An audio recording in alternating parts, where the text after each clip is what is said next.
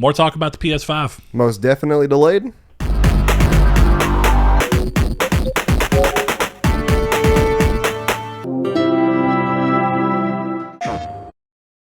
Hello and welcome to Triangle Squared, a PlayStation podcast. I'm your host, Brett Beck, and alongside me, as always, Mr. Saul Bridges, bringing you guys lucky episode 159. 159. Kiki, if you're watching this on YouTube, don't yell at me for drinking a Diet Dr. Pepper. What does he have against Diet Dr. Pepper? He's coming from a place of concern and understand it. Me and him both have had kidney stone problems, and he understands that these types of drinks don't help it. It depends on why you had your kidney stone. Mine was Mine was a lack of water. Yeah. And that was the biggest thing, which I'm still actually, because of the quarantine stuff going on, but it's less about the soda and more about the way that I eat. A lot of the stuff I eat, the water that I had, I don't take enough water in to clean my kidney out. Well, I've gotten better. I can tell you right now, somebody who's had problems with that in the past, it's not because of the water or anything that was my fault. It was not a matter of not filtering and calcium building up and making stones. That still doesn't help. What do you mean? Dr. Pepper still doesn't help. Oh, I know it doesn't help. Okay. Didn't say it was helping. Okay. Yeah. I'm just making sure. I know it hurts. It's just, for the most part, they test your stone and tell you what you have it for. And there's actually a multitude of there's a lot of reasons that you can have them. And mine was primarily lack of water. So it really is lack of fluid. I don't drink enough fluids throughout the day to clean my kidneys out enough. Well, yeah, but still, still a normal person could drink sodas if they offset it with enough water. Yeah, exactly. Welcome, everybody, to Kidney Beans, a Kidney Stone podcast. Kidney beans. Could you imagine? Two beans in a pod. Ooh, could you imagine if they came out the size of like a lima bean? Ugh. They probably even couldn't. There's probably a world record for that. I don't want that world record. I don't want that world record either. Anyway. Into the show how we normally start? Yeah, so we're going to start this thing off just as not normal, because we technically already have missed that opportunity, but now we're going to start as we normally do, and that's a question I think both of us know our answers to right now. I've only played one game this week. Have you played anything else? Technically, because I didn't get Final Fantasy till Tuesday, so yes, I have. Okay. But go ahead. I only played. I'll get my first one out of the way, and then we'll both talk about Final Fantasy VII. We're going to do like a light, just our general thoughts on it. I'm not going to go into any spoilers, kind of spoiler territory. But the only other game that I played was Fallout 76, which I actually am a little interested to get back to. I'm waiting. I think we're going to try and play today. Me and Donovan. Sadly, Blake doesn't have internet right now. He just moved, which. Shout out to Blake for getting to a new place with a backyard. There's nothing better, you know what I mean, than getting your own little place where you can have the little things that you were wanting. Like if you don't care about a backyard, it's cool. But if you've been wanting a backyard, it's good to get. I just don't know what I would do with it. Other than have to mow it. Yeah, other than mow it. Well, he's got kids. It's a little different. I can understand. I love that we have the side yard because of kids. But anyway, Fallout 76, I want to get back to because the Wastelanders update dropped, which adds NPCs to the world and a bunch of other stuff. And that apparently changes the way the game plays quite a bit. Yeah. So we will see. Like I said, for $5, I actually have enjoyed Fallout 76. Even it's different without NPCs, but I wonder how much more. It feels a lot like Fallout 4. I wonder how much more it's going to feel like Fallout 4 just happening to be online. If it ever goes on like a deep sale that's less than $10, I would say I might buy it, just because I'm looking for a fun multiplayer game we can all play. Yeah, and your thing right now is that you need it to be digital still, which is an issue because it goes on sale physically for $5 to $10. Well, I've had some other issues on my PlayStation 4 that kind of scare me. Every time I take it out of rest mode, it rebuilds the database. Oh, yeah. Is that a common thing, or not a common thing? But is that a known thing? I think that might be hard drive related. I'm trying to remember. I've never had the problem, but I remember looking it up one day. I was looking up something else in relation to hard drives on my original PlayStation 4. Yeah. And that was a concern that came up. Mine ended up not being that, thankfully, but there was a concern about that. And I'm pretty sure it's what it is. Look it up. It's been years for me, but I'm pretty sure that if it has to rebuild your database every time. It's only done it like the past 3 days, but every time without fail, taking out of rest mode. That's rough. Because then the point of rest mode's gone, right? Don't you have to restart the program anyway? Yeah. Yep. All right. Well, anyway, yeah. So on from there, let's go ahead and talk about Final Fantasy VII Remake. And like we said, no spoilers or anything like that. We're going to talk just very, very loose things about the game and how we're enjoying it. So I'm going to let Saul start that one off. So I am enjoying it more than I thought I would. There's still a definite issue of it's still like just way too long for what it is. There's a lot of padding in this game.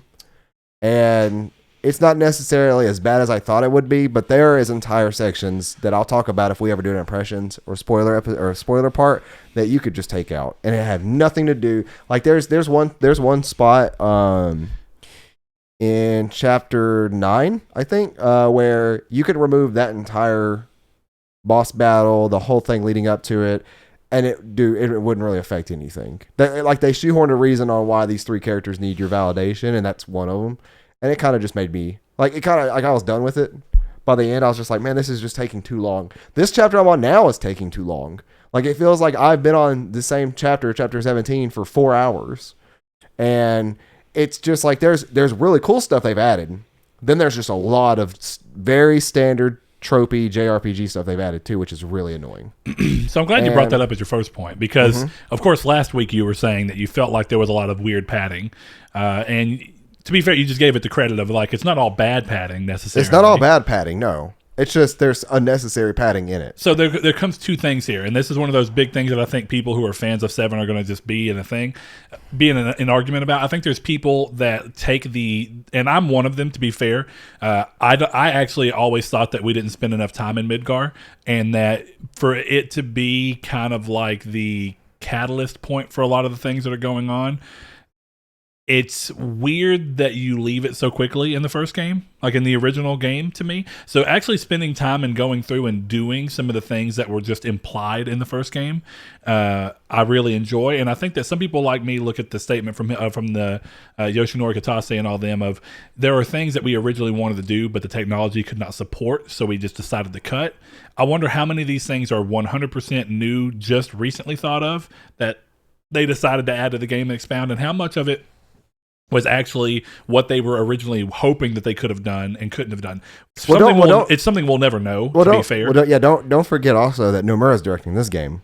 Yeah. So this may not be what they wanted at all. I'm actually going to say most of this probably is not. But Kitase is still a director. I mean, he definitely has input. Yeah. And there was a big thing. He was glad that Nomura was chosen. Yeah. There's a lot of interesting stuff that behind the scenes we'll never know exactly. Yeah, I still doubt that everything that got added or even parts of it were things that they wanted in the original. Just because a lot of this stuff is very Nomura feeling. I think some of it is. Like I wouldn't say a lot. I would say like at most, but I'm not as far as you, and that's a big important I'll thing. give you a perfect example. That is a side quest that's the first 2 hours of the game. The cat side quest. It's a side quest. Yeah, that's still the most. You can't really. I mean, I understand, but you can't talk about side content. But it's still in the game in relation to. Okay, fair. I think what I'm getting at is I thought you meant fluff within the actual main story. No, I mean within the entire game. Yeah, well, I mean, even anytime that that's you why I said add trophy side JRPG content, stuff. Yeah, anytime you add side content, I think that most side content in most games is fluff and it's unnecessary and it draws out long, and it's for people that want to do it. And I'm glad that this game does something that I feel like Assassin's Creed Odyssey did not do, which is the ability to avoid it if you didn't want to do it. Now the irony here is that in Assassin's Creed Odyssey I was getting tired of having to do it because it was stopping me from enjoying the story that was starting to get interesting. Yeah, the weird thing in this game which is optional in this game. Yeah, in this game, each time that they present you with areas that have side quests, I feel like I kind of have the time to do it, and I've done every side quest in this game, and I didn't even go into the game thinking I was going to do that. It just goes to show you that when you give people the option, you kind of have, or what feels more like the option. And honestly, at first, I enjoyed it. And then when it started being like, oh, no, you have to do this to level up enough to be able to continue. Like that, you do a mission, and then your next main story mission is like 6 levels higher than your current mission. It's almost like an MMO. Because like World of Warcraft and Final Fantasy 14 do that. Exactly. So I like that this game had that. But, okay, I can understand more what you're talking about now. I thought you actually meant in the main scenario, and that's why I was like... No, what I talked about originally was in the main scenario. Okay. With the boss. And I'm still trying to remember what Chapter 9 was, but we could talk about it. Have you gotten to Wall Market? Yeah, absolutely. The ending of Wall Market, or not the ending of Wall Market, but what you have to do in Wall Market to get to the middle of Wall Market to start the original trade sequence of the game, first game. Okay. That whole entire like Oblivion style process was annoying. That's a good way to. Yeah, it was annoying. I don't mind that, but and the boss fight at the end was another one of those. This game has a problem with some of the side bosses that I feel like they're intentionally long for no reason. Like that boss there's another. That one was hard and really long. Yeah. That happens a couple more times. Like where the bosses take 30-ish minutes to beat, and it's just like, why? Like I understand. Like in the original game, or in the original Final Fantasy VII game, I don't recall a boss that is early in the game at all that would have taken that long, unless you just really don't know what you're doing. But me fully understanding Final Fantasy VII Remake, the stagger system and everything, I feel like it still shouldn't have taken this long. And what's even more irritating is later on in the game, the boss that I'm at now, it does not give you an option to go into a menu to configure stuff. And then you just get sent into the boss, and then you're like, well, crap, I forgot that I took that material off Aerith, and now she doesn't have it. And now I can't use that ability in the boss battle. That's something in the game that I find interesting. I've not settled as to whether I like it or not. So, yeah, there are certain times where you get into a boss fight, and of course you have limited material slots, so you have to choose what's most important to you. Yeah. But sometimes you'll go into a boss and you'll realize that none of the people you have, even if you try and have a spread, maybe you have too small of a party, so there's not enough room for you to be able to have everything. Or you're character hopping, which is what I just got done doing. Yeah. So, yeah, I could definitely see that. And I don't, maybe as I get farther, it'll start to wear on me more. Right now, it's interesting because it's like an extra challenge of like, oh, I came into this boss fight. I've used assess on him. I don't even have the thing that says weakness equipped. Well, wait till you now use assess and there is no weakness. Yeah, and I've already seen that a couple times now. That's what I'm doing now. Yeah, because I just finished chapter 12. Okay. So anyway, with that stuff going on, it's kind of like I like the idea of the challenge of like, even though I don't have the thing equipped that would technically help me get through this quicker, I like that. And actually, chapter 9, the thing that you're talking about, the end of that, was one of them. I went in and I was like, of course, I took that one off as my linked materia, so I don't have any way. You're not dealing with elemental damage. I don't have the recourse of the elemental damage I did that's actually where I took my elemental materia off, because of the way that boss worked. It's like you were never right. Except like 1 out of 3. Or 1 out of 4, I guess. Yeah, and it didn't start being a thing until later in the boss fight. But still, it was interesting to see that go down. I like it because it's kind of like, well, if you die because you can't do the challenge, like if you just can't rise to the challenge despite not having what would make it easier, then when you go to redo it, for the most part, I haven't run into a situation, but for the most part, it'll let you respec yourself before you go back into the fight. But you're talking about a boss fight that doesn't let you do that. I'm talking about a few boss fights that don't let you do that. Ooh, I was telling Brett right before the game started, or right before the show started, was that there's a boss that I died to, and I went to hit restart to checkpoint so I could respec my character. And I was like, okay, it put me back a whole entire boss fight before him. And now, granted, the way that it worked was that I beat the boss, and then I just have to run to him, and there's another boss pretty much after a cutscene. I didn't want to do that again, because that boss fight that I did before him was fairly long. I'd say 15-ish, 20 minutes long. Yeah. So actually it allowed me to load up an autosave, and I was thankful for that. But yeah, so it gets kind of irritating when something like that happens, and the nature of it, I'll explain it to you off the camera, because it's not even a spoiler, but I don't want to mention it on the show just in case that somebody's on here. But the nature of it is what it kind of like, this is an RPG. I spent time and like getting this right for all my characters, and then like I made the mistake of taking something off, and now I can't put back on in this boss fight, which is one of the reasons I put it on in the first place. Which I guess goes back to my thing of liking it and not liking it. It adds more weight to your decisions to include or not include something in your build, because you never know when you may need it and not have the opportunity to change it. Yeah. But at the same time, it would be kind of nice to always have access to it. Like, for as much as people were worried that this game was going to be like Kingdom Hearts, it's actually decidedly not. It's decidedly better. I actually was going to say that one of the takeaways I have for this game, I think it could be probably met in the middle a little bit more, just because of, and maybe it's because are you talking about the combat or the overall game? Excuse me, the combat system. Okay. As Kingdom Hearts is done with the Dark Seeker saga, and as we're going forward with something that's going to be different, why not also take that moment to do something and actually shake up the combat system in a decent way? And I think that I like a lot of what this chooses to do. It's a little more thoughtful. You have to actually pay attention to everything that you have equipped in the materia system, which I'm not saying that it should take on the materia system. To be fair, though, but I even like the original game. What's up? That's a trait of the original game. Oh, the materia is for sure. Yeah. Well, I mean the whole thing you're thinking right now, like the really paying attention to your equipment and your items and stuff like that. But that was always back then, at least. That was always a Final Fantasy thing. Yeah, that's my point. Is I'm making a point to say like Final Fantasy has not been like that for a while, and it's finally refreshing to get back to that. Yeah, I agree with that. But yeah, Kingdom Hearts, I'd like to see them again. Not can totally take Kingdom Hearts, Final Fantasy 7s, but I like the little bit of extra room for like being able to go from moment to moment gameplay, which is more like Kingdom Hearts. It's still different in this, but moment to moment gameplay that's kind of fast and action oriented, but then having it to where you build a system that lets you stop and strategically choose what you're doing between your party members. It's fun because it creates something that feels like a little bit, and I'm a diehard Kingdom Hearts fan, but it creates something that's got a little bit more nuance to it. And it's what I said when I first played the demo that I really loved is finding a balance between like something that feels turn-based in moments, which is really the strategic moments of how to use your APB bar, and going through that. I like that aspect because it makes for something that's more stimulating as you continue to go on. It feels less button mashy because you may be a little button mashy with still having to pay attention, but when you get to the moments where you're really going to do something that's massive and going to take damage and really do something, it's like, okay, you have to stop, you hit the buttons and you can cycle through these characters, you get time to think about exactly what you want to do so that you don't make a mistake. Yeah. And I like that. Yeah, I think the combat system is one of the best combat systems in a JRPG game I've ever played. They being able to, and the way I'm using Cloud as an elemental linked battle mage, I guess you could call him. He essentially gets his gauge up using normal attacks linked with magic, and then he is then using magic to stagger enemies with like the lower magics, and then you're using really heavy magics to deal damage to them when they are staggered and wiping them out. But at the same time, there's so much in this game that feels like a normal JRPG that for me, I never got that feeling in like an older Final Fantasy game. Like Final Fantasy 10 or 7, it never felt like that at all. And it might be because what I'm talking about is like this field, like there are tropes in this game that feel like they come out of Kingdom Hearts, and that's because Kingdom Hearts didn't exist back then.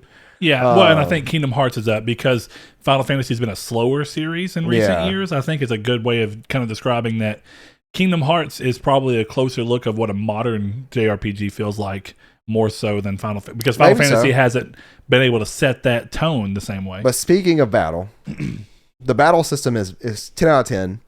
What is not 10 out of 10 is some of the enemy and boss designs, tied with aerial combat. That is some of the worst instances of combat ever. So you mean how most bosses have some form of an aerial? There are mini boss. There's a mini boss later on where you like it's whack-a-mole. And it is the most frustrating thing in the world to do as a battle mage because you're trying to use spells, and as you charge up, they disappeared.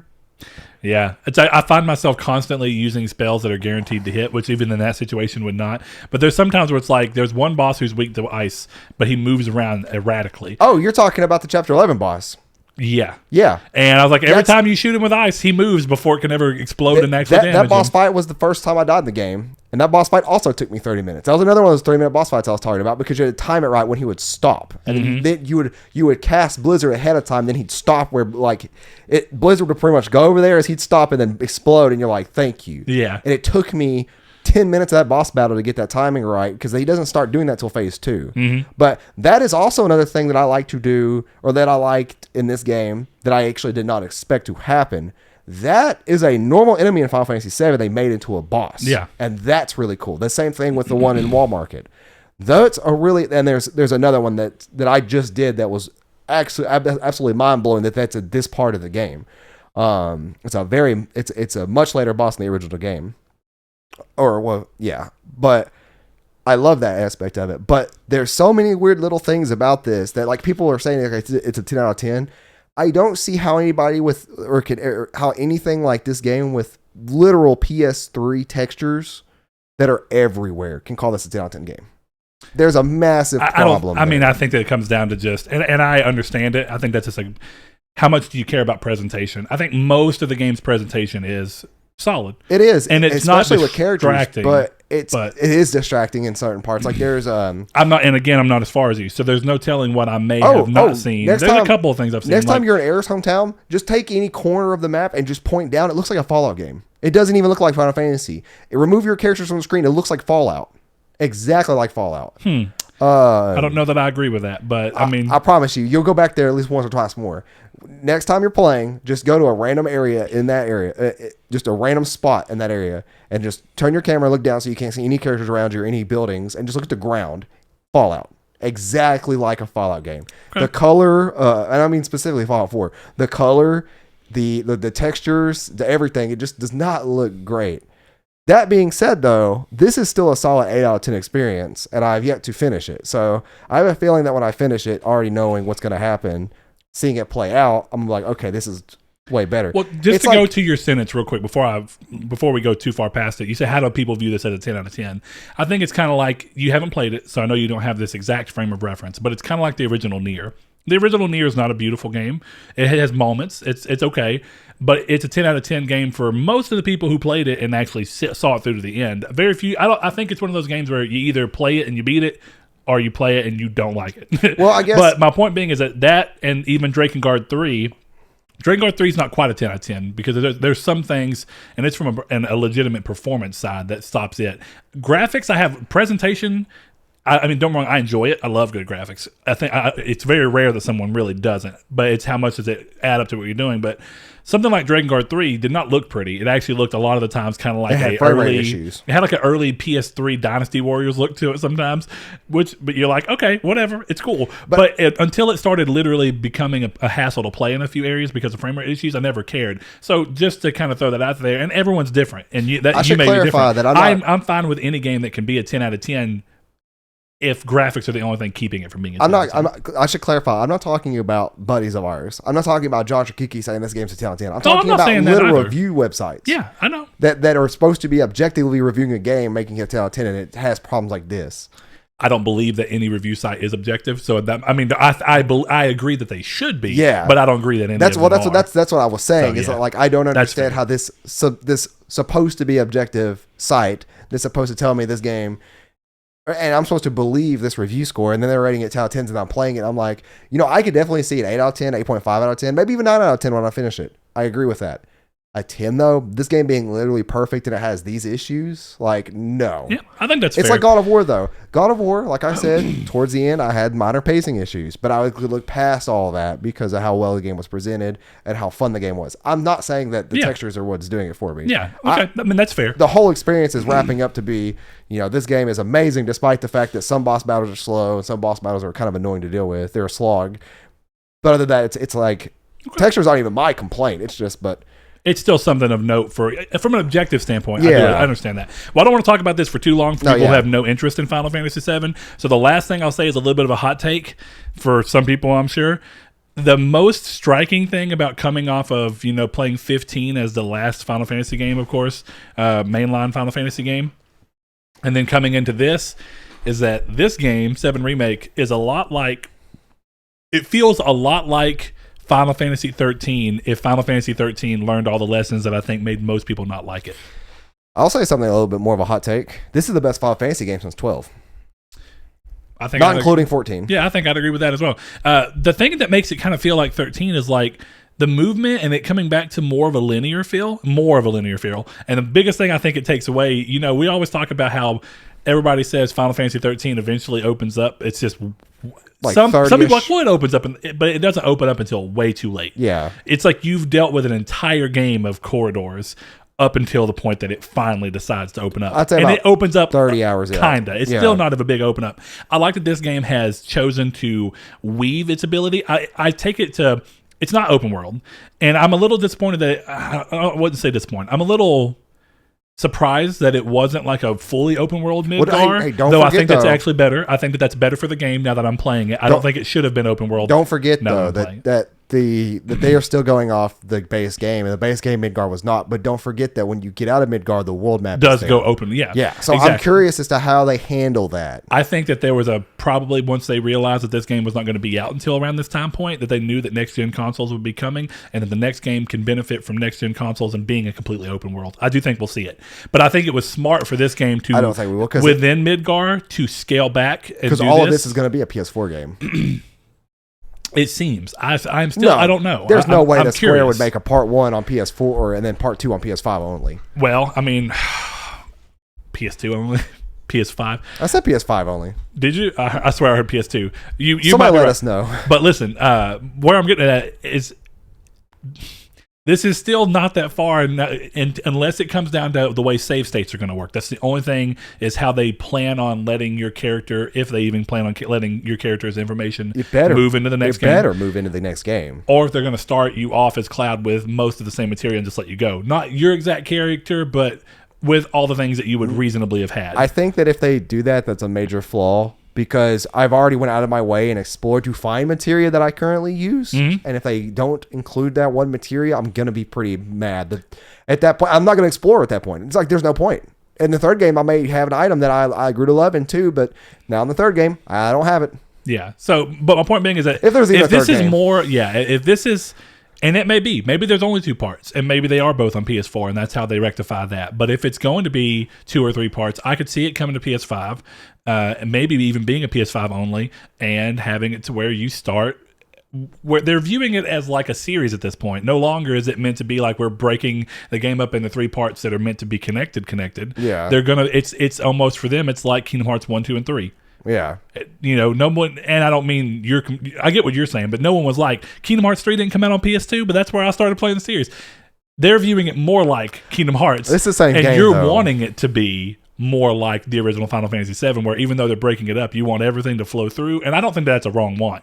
You want everything to flow through. It's like Mass Effect. If Mass Effect, the last gen game, could do that, then Square Enix can make it do that with this game. I mean, I agree. I still don't know that they will. Definitely now that I'm playing this, I don't think they will. I think they're viewing each entry as a 100% separate also, entity. I will say, one thing that has piqued my interest and saved this game from a lot of criticism for me is if they did follow the original story and doing what they're doing to a T. There's something in the first 3 hours, I wouldn't say 3, the first 2 hours of the game that if you play the original, you know that there's a presence there that should not be there. Mm-hmm. And that moment right there shocked the crap out of me. I was like, what is going on at this point?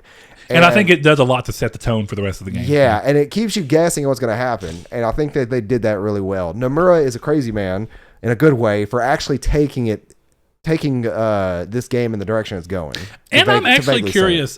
Of course, it's easy to pin it on Nomura because it feels so Nomura-like. No, this is a Nomura thing. But I'm actually curious if they'll... again, one of those things that behind the scenes that we'll never see.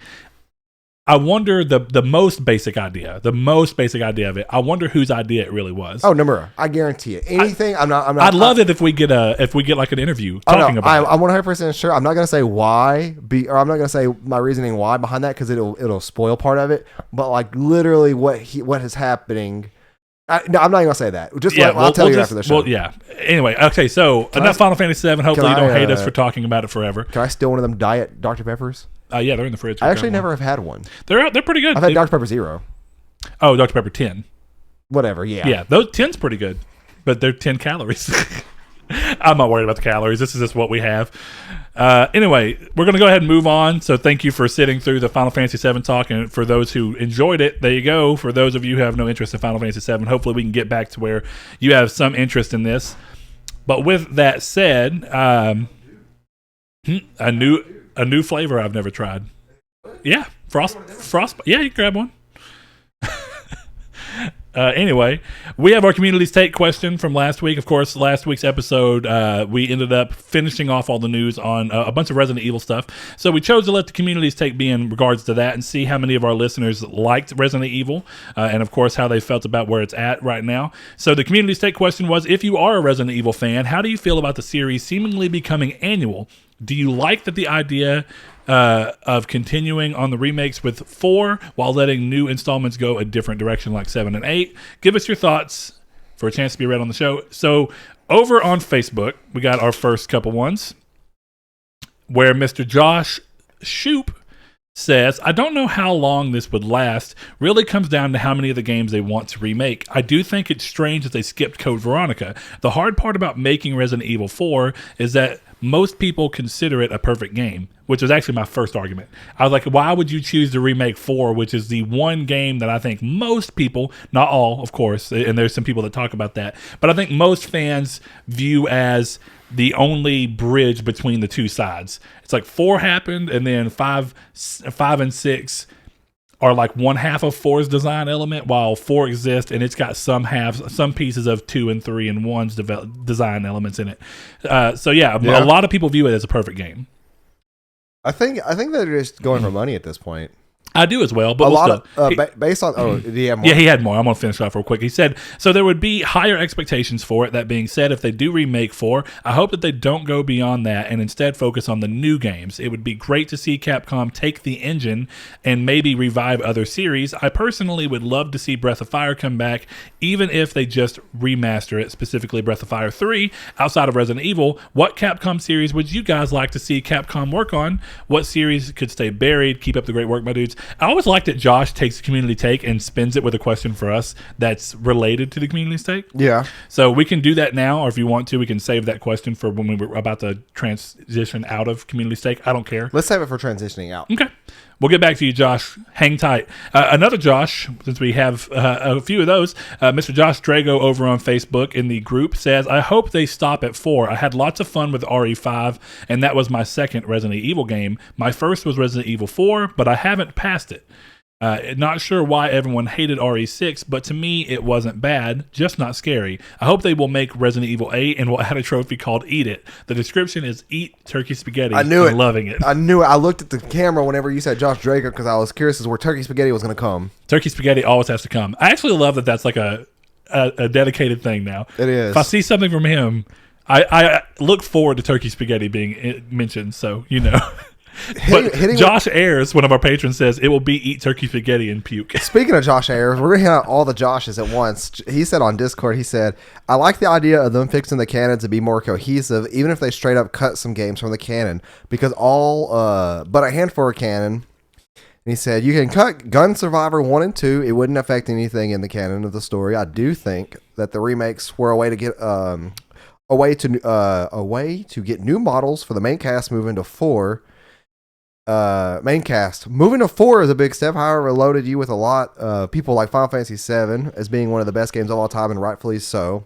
The goal may be 2022 release, but with the importance of 4, I don't see them wanting it to rush out the door. And he thinks that if they do 4, they won't touch 5 or 6 for a while.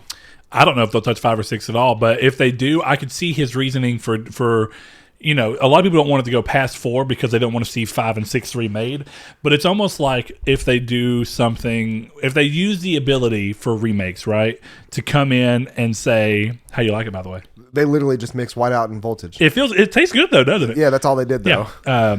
Anyway, you're getting lazy. I would notice. I like the idea of letting it be to rewrite canon. What they could technically do with remakes of 5 and 6 is make them something that leans more towards, and it's weird though because they risk alienating the people that originally actually liked 5 and 6. Yeah. But what they could do is let the new 5 and 6 be something that leans more towards what people loved about 2, 3, 4, 7, 8, whatever they choose to do. I like that idea, and I do think he's right in that. We had a discussion about it. When you're remaking all these things, it's almost like they chose to remake it so they could keep the majority of the scenario exactly the same.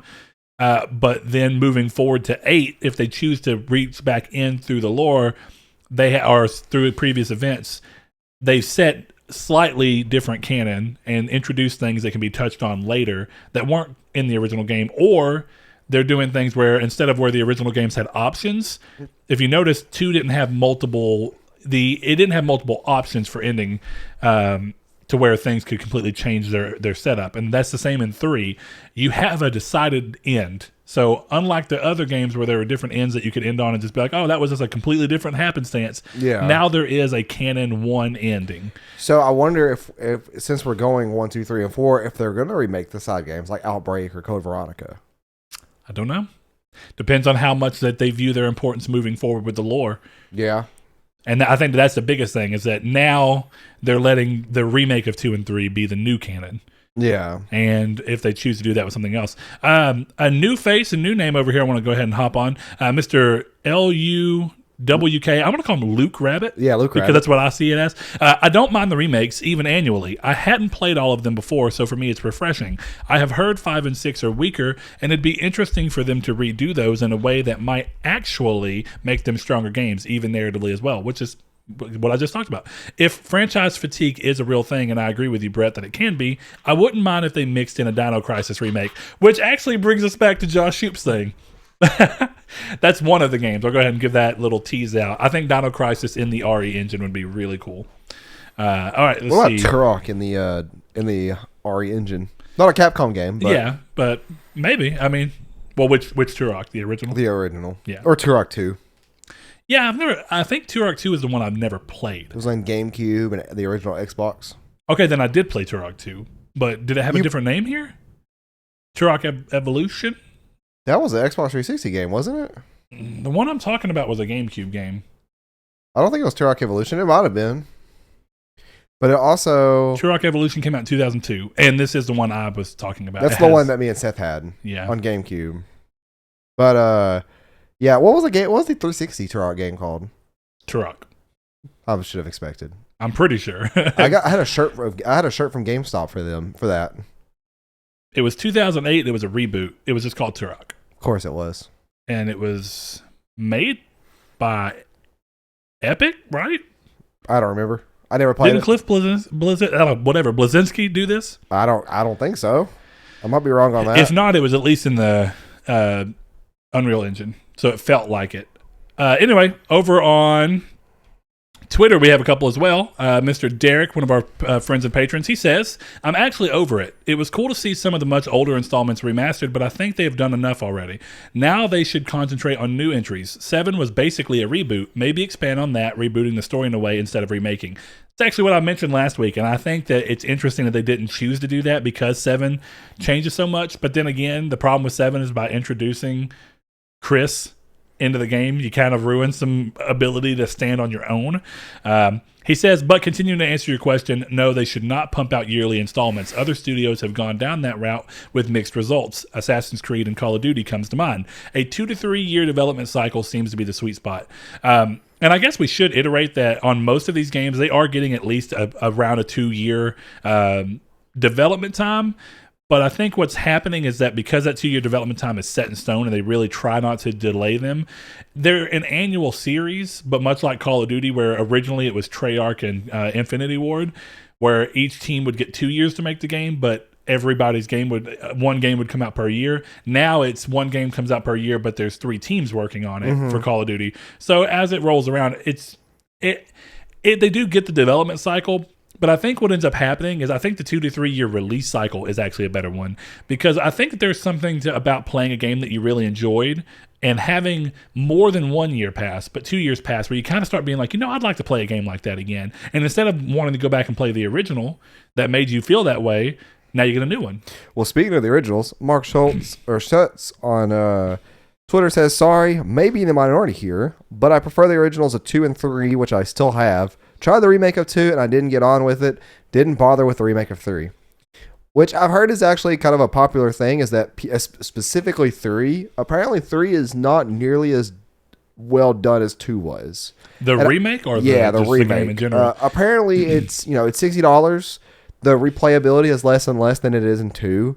And it's shorter than it is in 2. Like, I think they say that it takes you an average of 4 hours to get through it first playthrough, where at least 2 is like 11 hours. Nah. From most of what I've seen, from people that I know I can trust, and it's not just hearsay on the internet, you're talking 6 to 8 hours.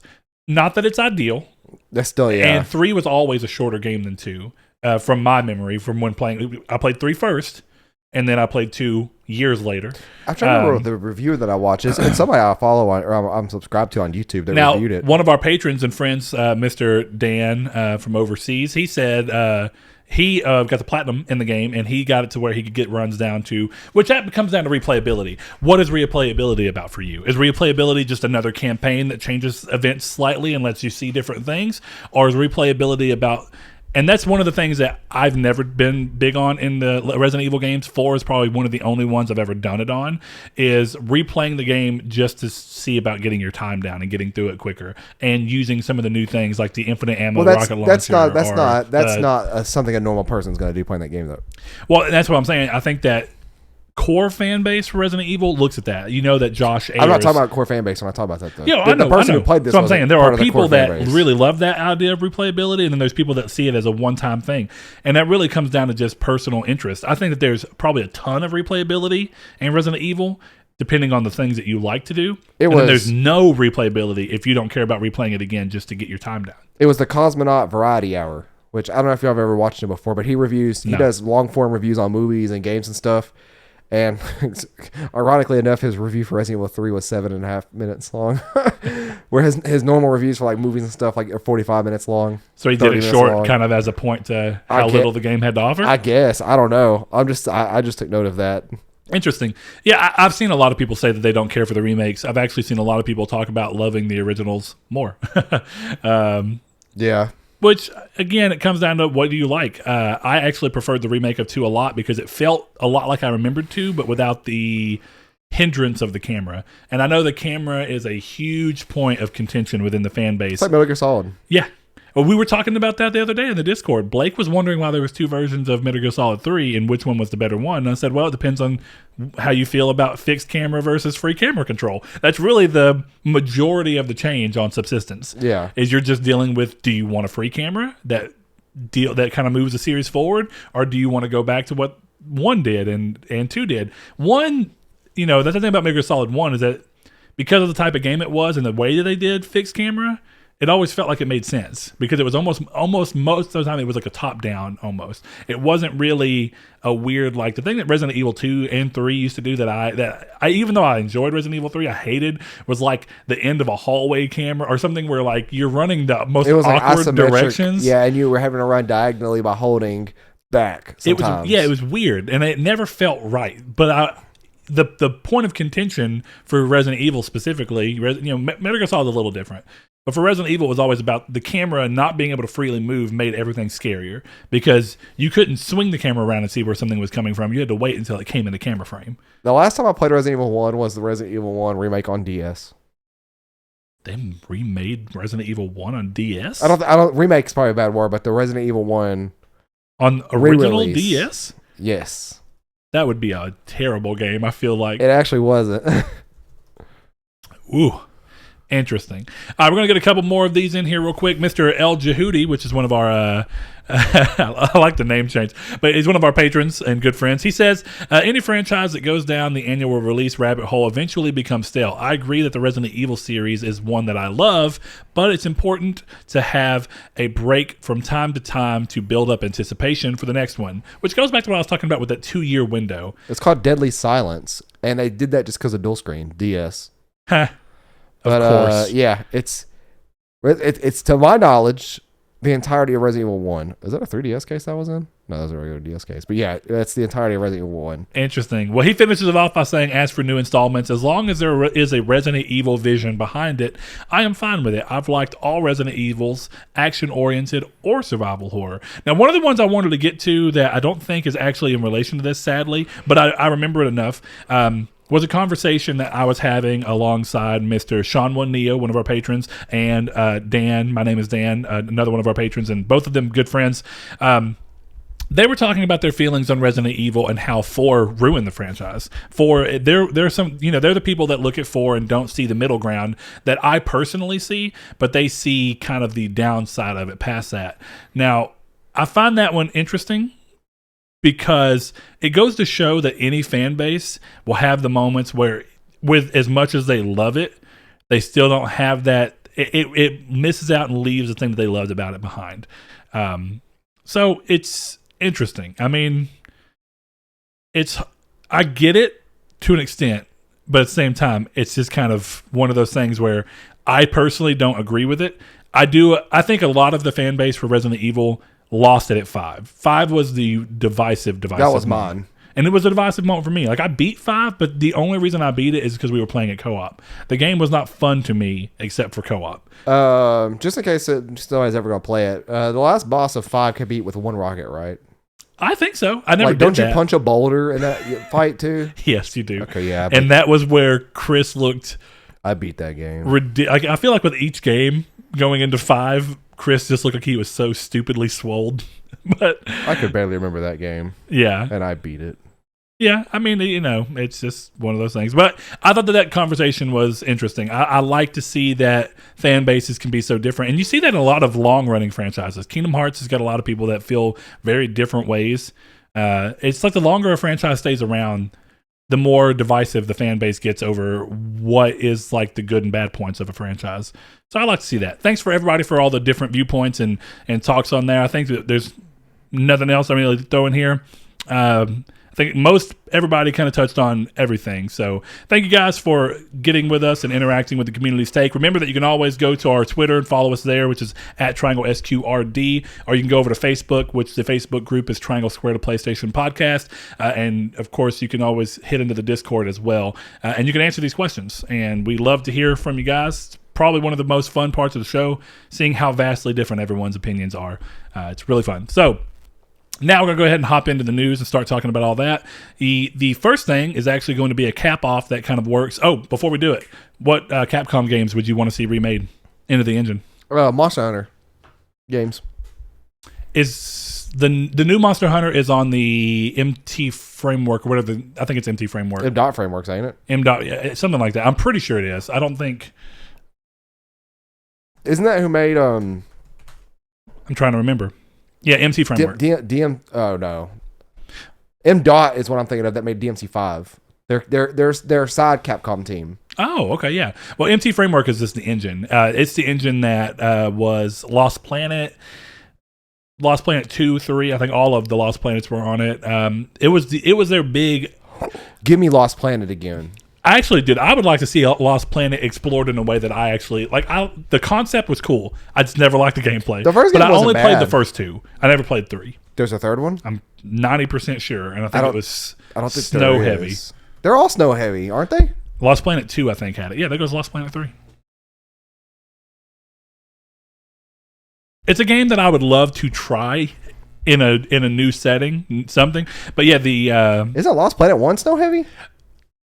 I don't remember it being. I don't remember much about Lost Planet. Yeah. Like I remember liking the concept, but never. Yeah, you're right. It must have been Lost Planet 2 that had the different case. It's been so long, I don't genuinely remember. But MT Framework was like Capcom's. What's the EA engine? I can't think of right now. Oh, I don't know. Oh, Frostbite. You know how EA was like, every one of our games is going to be made on Frostbite. MT Framework was Capcom's Frostbite. We're going to try and make every game we can throughout the PS3 generation on the MT Framework. I'm surprised that it actually was used again because a lot of Capcom's games right now are running off of RE Engine, which is nuts. Which is smart, actually. I mean, that's a good thing. So yeah, that's the first. That's where it is right there. But Dino Crisis, I think, is a really interesting game. The only problem I have with Dino Crisis is the way they choose to remake it would be really important to me to an extent because it's weird. I don't know if I'd pay $60 for it. Like I love it, but I don't know if that game warrants $60. Like if they re-released it at $40, I'd probably hop all over. Yeah, $40 is always the best price for a re-release. But it depends on how they chose to do it. That's the thing. Give me a Lost Planet collection for $40. That would also be interesting. I would retry it again if I even had the easy opportunity to play it on PlayStation 4. But I think it's on Games Pass. Probably. I didn't think about that. I wouldn't be surprised. It's on something that you could easily download. Maybe it could be Steam. Mm-hmm. I just don't feel like playing on computer. Yeah. Let's see. Starting off with something in relation to last week's episode here. And of course, community stake is Resident Evil 8 is rumored to support PSVR, much like its predecessor Resident Evil 7. If true, a first-person viewpoint is almost guaranteed. That's one of those things that people were talking about. The initial rumor about RE8 Village was that it was going to be Ethan still, the character from 7, and that it was going to play a lot like 7. So I think that at least the rumors, whether they're true or not, at least all the rumors are trying to back each other up. What if Resident Evil 8 is revisiting the cult from 4? That's why it's called Village. Maybe. It's supposed to be set somewhere in England, so I mean, I guess it wouldn't be or Europe, so it wouldn't be impossible. So that's where 4 was set. Wasn't it like the Las Plagas or something? There's a family name too that I can't ever remember. Then the bad guy names in that game were the most forgettable because they're all weird. Weird to us, at least, over in the States. No, like the little kid's name was weird. Oh yeah, he was like a 50-year-old guy. AKA, what's his name from Malachi from Children of the Corn. Oh God, yeah. I can't remember if that's his name, but you're talking about. Anyway, yeah, the thing about this that's interesting is that Resident Evil 8 is presumed to be a PS4 and PS5 title. So I assume that both versions of the game would support Lord Osmond Sadler. Now you're going to say that's just weird to us? That's weird to everybody. Anyway, with PS5 supporting PSVR day one, I guess it could work no problem. I mean, I would be interested to see that if they tried making the PSVR version exclusive to the PS4 version. I don't see why they would, though. I mean, I guess you could always play the PS4 version on PS5 with it, but either way, I personally like this move because I still think that Resident Evil 7 is one of the best PSVR experiences. It's really well done. Yeah, it's one of those things where I expected to see so much horror, so much more horror than we have out of VR. Which I'm glad, in a sense, I'm glad that it didn't overly saturate it. But at the same time, I was surprised that we didn't see more big-scale horror games on it. Like definitely after Resident Evil 7, I was like, oh man, this set the stage perfect. I thought, for sure, 100%, that Red Barrel's Outlast, Red Barrel's the developer, Outlast would be, like, the next Outlast afterwards would be VR. Now, maybe not Outlast 2, because it may have already been in production, though it would have been cool. But for you sure... can play Outlast 2 on VR on PC. Probably with a mod, I'm assuming? I don't think so. The game doesn't actually support... What's more funny is that, do you remember when Outlast put out the new game that was after Outlast 2, and it was like a multiplayer thing, and it showed people with what looked like VR headsets on their heads, and Red Barrels had to come out and say this game will not support VR because everybody thought that it was Outlast making the move to VR. But there's other things like that I don't remember seeing having VR support, like Layers of Fear, a lot of the PT style games, because there was a lot of games that came out that were inspired by PT. They're like, oh, we're going to kind of do something similar visually and stylistically. And it might be a mod, but I mean, no reason for it not to be. I used Vorpix VR Injector to play it. Yep. So I guess that's it's a mod that takes it and makes it a VR game. Mm-hmm. That's kind of cool. Outlast games would really make me crap my pants if they were in VR. They were pretty crazy without it. You play with a good headset on, and you can get into the mood. Uh-huh. All right, let's see. Next thing up, scarcely seen since its 2014 Gamescom announcement, PS4 exclusive Wilds developer Wild Sheep Studio recently updated its website with never-before-seen images of the game. Now, what it is was mostly like concept art and stuff, but it's stuff that who knows how old it is, it's stuff that we've not seen until now. Now, before this, the last we heard of the game was a trademark filing for the name back in March of last year, so Sony filed that. And these images being alongside that and the lack of a cancellation announcement, it seems like this game is probably destined for the PS5 now, and it's quickly becoming the next Versus 13 / The Last Guardian. It's the game that's been known about since the start of the generation, but bleeds into the next generation. But deep down. Well, but we even deep down is one of those, you're right, that's one of those things of, we've seen probably equal about both of these games since then. Crazy. Why is it always two games? Why is it always like two games that get shown at the beginning of the generation and they refuse to say they're canceled, despite the fact that the development has to be crazy? We're going to take bets, and that's going to be a topic one day. We're getting close to the PS5. We're going to be seeing teasers of games that are coming out in that gen. We're going to take two games a piece and debate which ones will never come out. Do you know there's still people, and this is a good way to bring this up, because the other way that this game could go is that it just never comes out, like Rockstar's Agent, which was supposed to be a PS3 exclusive that was announced pretty early on in the PS3 era. There are still people that think that Rockstar is going to make Agent and it's still going to be a PlayStation exclusive. And I don't see how you get there. All rights for that would have been expired at this point. You can renew it, but over. I don't think that the trademark has been renewed or anything. So it's, who knows? But yeah, interesting to see. Do you remember Wild? Yeah. It looked really cool, and I like the idea, but we just haven't seen anything. And if I'm remembering right, Michael Ansel's the guy behind it, and he's the one was going to be the director. And if I'm not mistaken, he's the guy who's involved. He was a creator of Rayman, and he's heavily involved. He was a creator as well, I think, for Beyond Good and Evil. And now he's back with Ubisoft directing. I don't know if he could be directing just as a third party, not actually hired under Ubisoft, just contracted. But he is involved with Beyond Good and Evil 2. Another game that was announced so long ago that we still haven't played yet. We've seen more of it than anything 2 else. years to be ago fair. at E3. Yeah. So, fair. Either way, interesting to see where those things end up. But I hope the game does come because it looks really cool. But at some point, I almost wonder if it would have the same problem as... The thing about 15 and The Last Guardians, I feel like 15 was disappointing to what I'd hoped it would be. Well, because I wanted it to be versus 13. But The Last Guardian was every bit as good as I hoped it would have been. I wish I could have played it. I mean, you can maybe I could probably go back because that was on the original PlayStation 4 that I had. Yeah. I mean, who knows? All right, next thing up, Crysis is making its way to current-gen consoles and even, surprisingly, the Nintendo Switch in the way of Crysis Remastered, while, of course, still being on PC. Bringing the first game only, sadly it's not all three of them, to the modern consoles with new tech to further press the original, which, honestly, if you have a PC... The original still holds up and is still used as somewhat of a benchmark, surprisingly.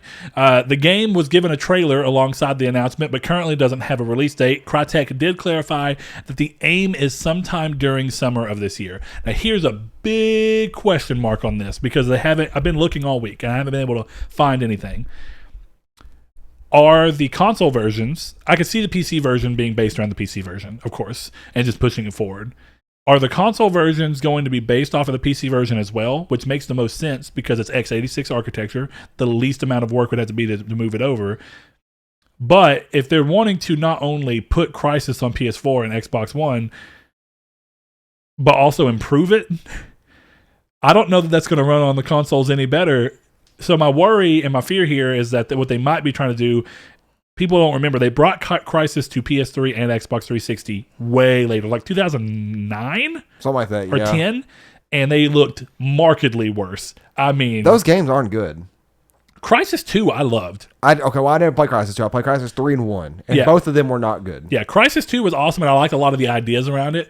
No way it was like a 10 out of 10 game, but I enjoyed it. The multiplayer in Crysis 3 was actually kind of enjoyable, but that was the only redeeming factor for it. I've never played Crysis 1. Besides, I was at a friend's house and watched them play the beginning, and I was like, ooh, this looks bad.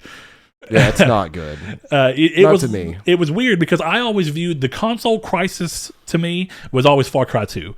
And most of what Far Cry 2 did was it was in the attempt to be what Crysis did. Hey, you want to have destructible walls and destructible plants that you can shoot every little branch off of? That's what Crysis did. We're going to do it in Far Cry 2.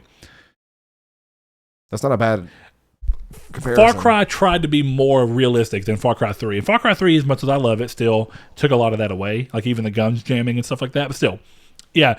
I'm curious to see. And then the Switch version, I almost wonder, is the Switch version just going to be a port of the PS3 version? Or are they actually going to try and push the original PC release down for Switch?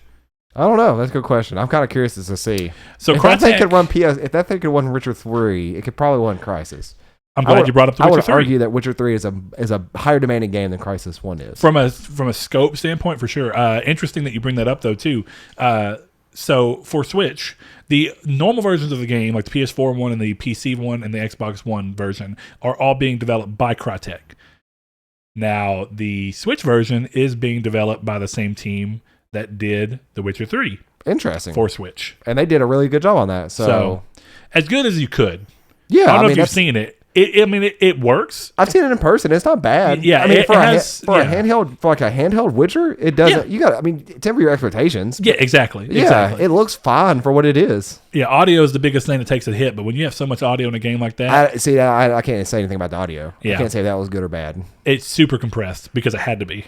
So kind of like Dark Souls 3 or Dark Souls 1 remastered then. Probably. Because the audio in that's pretty compressed. Yeah, that's a big problem with when you bring full-size console games over to the Switch. That's the biggest problem they face, is any game with a good bit of dialogue, you're going to face huge amounts of compression. I'm surprised that team worked so well on the port that they didn't compress the audio correctly, or they didn't fix the audio, I should say. I think it was compressed as much as it had to be to fit, and there's you're going to have compression artifacts. That many tracks and songs and background sounds and static sounds and all kinds of stuff. Yeah, but even more than that, a lot of it's dialogue. Dialogue sounds true too, yeah. weird and tinny and kind of oddly filtered because it's been compressed massively.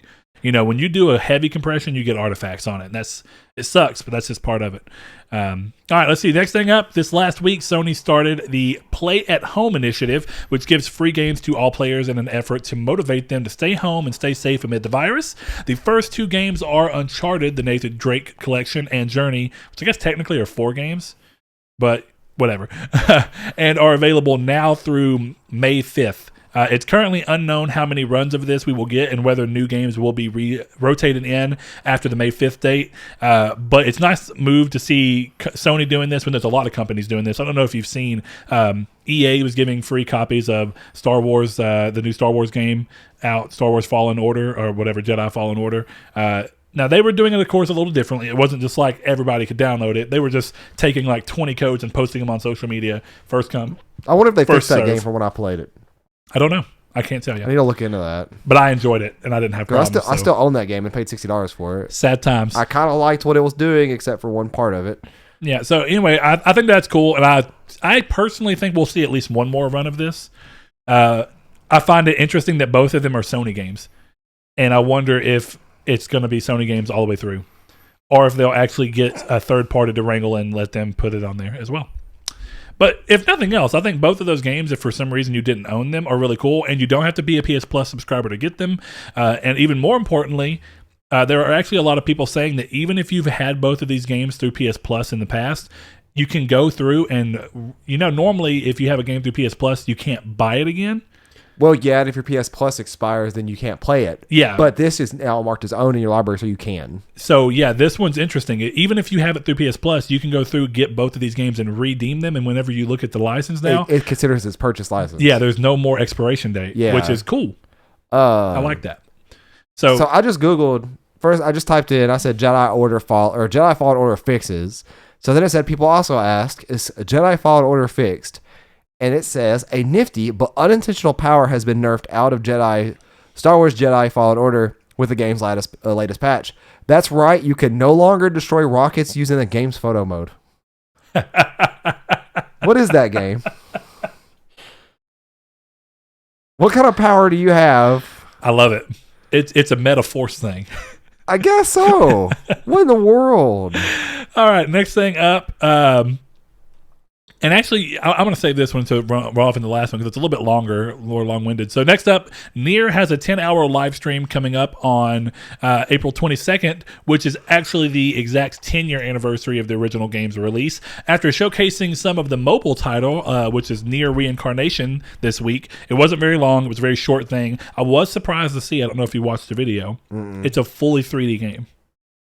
On mobile. Yeah, most mobile phones nowadays, flagships can handle that. Oh, they can handle it. I'm just surprised that they chose to go that route because I expected to still have some genre hopping, but they would, to make it easier and be a little bit more stylish, that they would probably do it 2D and then occasionally flip between like beat 'em up, shoot 'em ups, things like that. I'm sure they'll still do that. Oh, I think they will too, but I was surprised to see the 3D element added just because in a weird way, I was kind of excited to play not a fully, but majority 2D Nier game.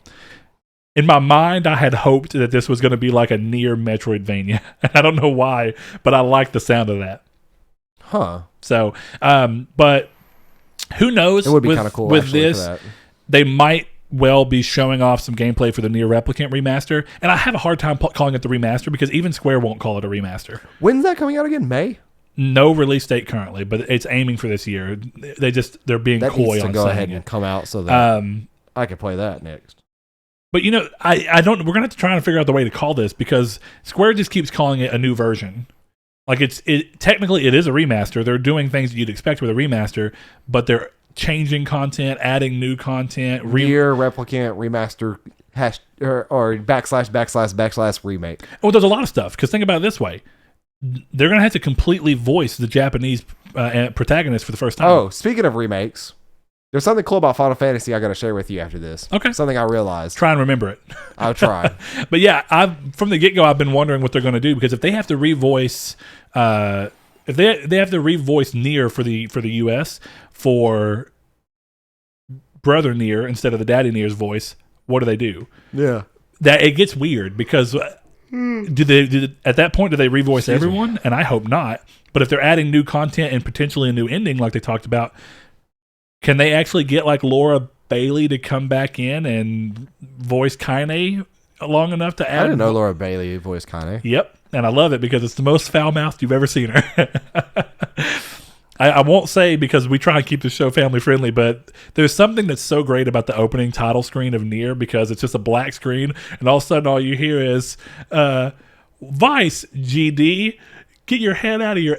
It's ridiculous. And it's mentioning it. It's eventually just playing audio from later in the game, but it's really great to see a title screen do that out of nowhere. And it's just funny to me. But I'm really excited to see... like I said, I'm so great to see Nier getting some kind of the attention that I felt like it always deserved, because now everybody else feels like it deserves that attention. Yeah. I always want to play it too. I'm so excited for you to try and play the original, man. It's going to be awesome. It's going to be amazing. We're going to have to talk about it in depth once you get it going. Like we did after Nier 2. Yes. Electric Boogaloo. Next thing up, PS4 firmware 7.50 is available to download this week, bringing more improvements to system performance. They long ago said bye-bye to that sweet, sweet system stability.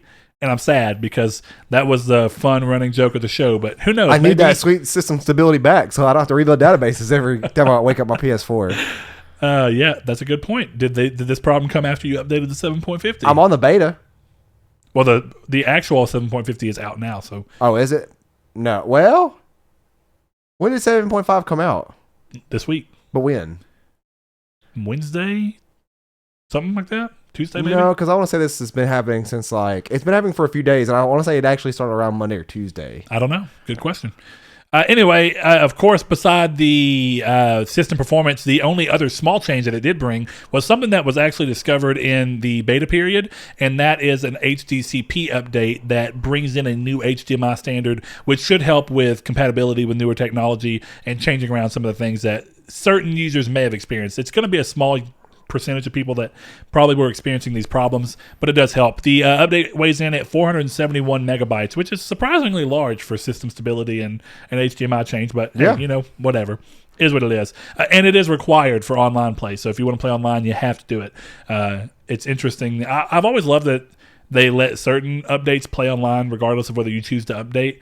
But when they make them mandatory like this, it almost makes me wonder if this was in a move because there are people who are getting closer and closer to more and more easily jailbreaking PS4s. Yeah. I could see that. Anytime there's a mandatory update that doesn't have like some huge quality of life feature, I'm always like, someone's getting closer to hacking the PlayStation. Like really, because of course you can already hack it, but how much easier can you get it out? It's kind of like once they give up on it, people will find ways to do it amazingly. Just like with Vita, they slowed down Vita updates and people started finding quick and easy ways to mod it. PSP went from being a really complicated process with the Pandora battery to by the time that, like now, if you want to do it, you don't even have to hard mod the system. You just put in a memory card and you do something called chicken, and it's only modded until you power it off. And it's amazing how far and how easy modders can eventually make things. Yeah. Once Sony stops updating it to create some kind of a barrier. PS5, you'll be able to hack it by plugging in the DualSense after you load on some stuff to that. Who knows? Oh man, you just made me think about something I wouldn't say I'm worried about, but I always hate when it happens on Xbox. It's rare, to be fair, but early days controller updates.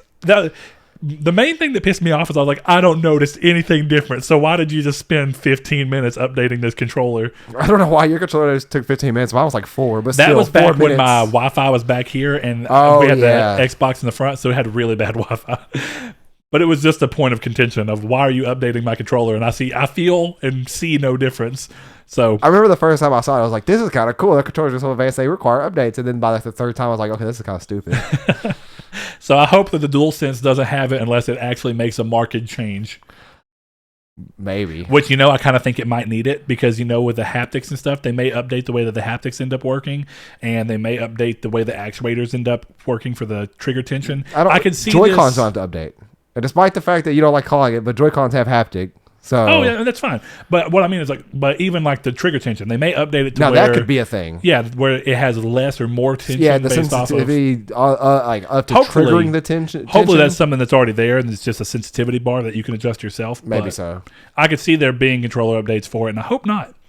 Couple more things before we get to the last bit. Supermassive Games, the Dark Pictures anthology, gets its next release, Little Hope, which was previewed or teased, I guess, maybe earlier this year. The game has a new trailer now, though, that dropped with a summer 2020 release window given at the end. So, it looks like they're going to have at least once a year a Dark Pictures anthology thing. I'm a little surprised, though. I wonder how long that will go, because Man of Medan didn't perform well. It was not the critical darling that Until Dawn was. Yeah, the performance was bad. And I think a lot of people wanted that.